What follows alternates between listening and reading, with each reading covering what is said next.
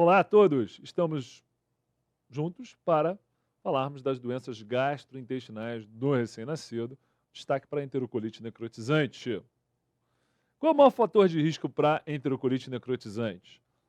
Alimentação por via oral, infecção, asfixia neonatal, prematuridade, jejum prolongado.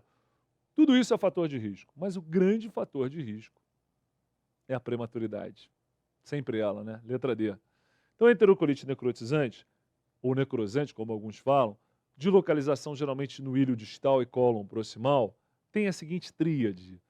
Houve uma isquemia intestinal, geralmente consequência de uma asfixia no periparto. E aí você alimenta precocemente, dá substrato metabólico para que micro-organismos cresçam e apareçam e destruam a parede intestinal. O início geralmente nas primeiras 2 semanas, com os seguintes sinais: distensão abdominal, estase gástrica, vômito, drenagem e sangue nas fezes. Só que sangue nas fezes, em apenas um quarto dos pacientes, em apenas 25% dos pacientes. Então não espere o sangue nas fezes para pensar na enterocolite necrotizante. O diagnóstico dessa destruição da parede intestinal sai pelo raio-x, que mostra pneumatose intestinal, que é a presença de gás não intraluminal, mas na parede do intestino. Isso é diagnóstico. Assim como o gás no sistema porta, que é até sinal de gravidade, e pode aparecer não no raio-x, mas no ultrassom, também é diagnóstico. Gás no sistema porta. Complicação grave, perfuração intestinal, pneumo peritônio, também leva ao diagnóstico. Então, a pneumatose intestinal é gás na parede. A gente vê ar escuro ali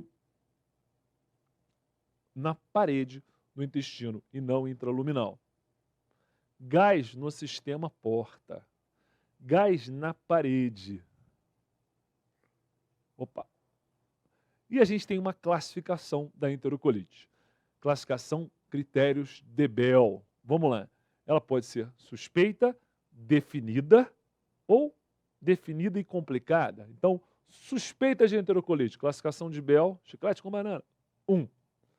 2, definida. 3, complicada. Na classificação 1, suspeita, eu tenho distensão abdominal, tenho sangue nas fezes, tenho resíduo gástrico, tenho vômitos, e o raio-x mostra um ilho paralítico, edema de alças, das paredes das alças, mas fica nisso.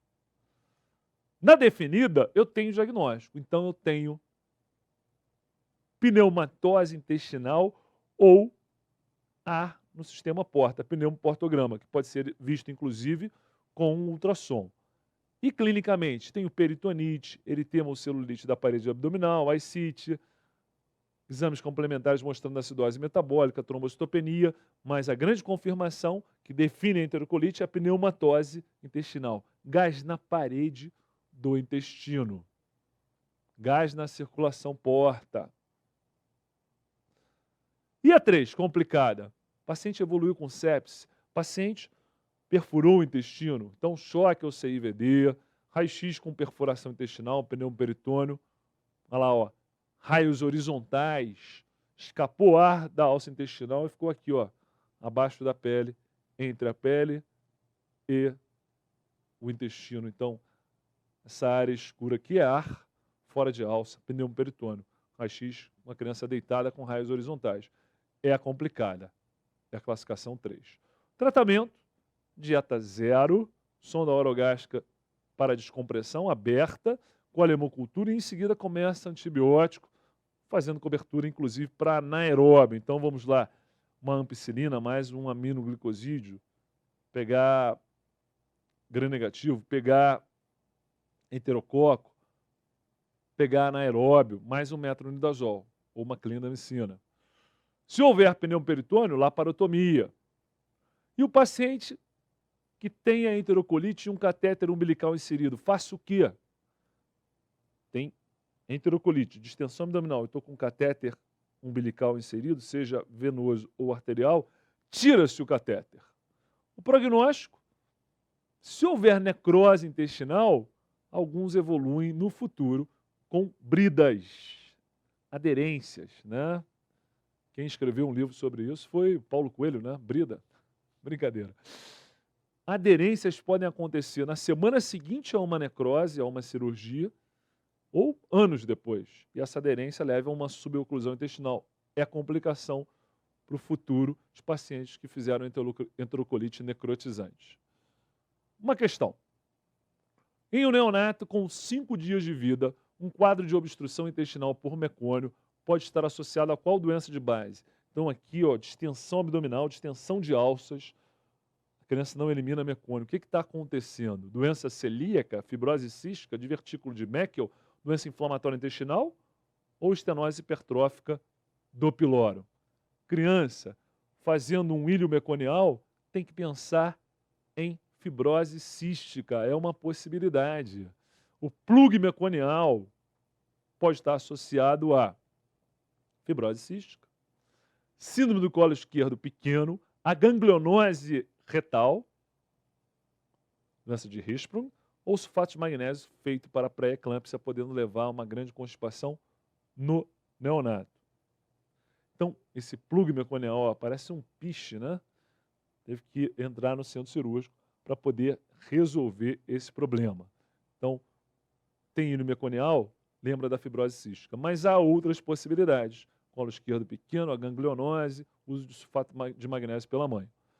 Já que falei da ganglionose intestinal, ou doença de Hirschsprung, o que seria isso? A ganglionose, a ausência de inervação da parte distal do intestino, pegando ali a área de sigmoide, reto, até o ânus.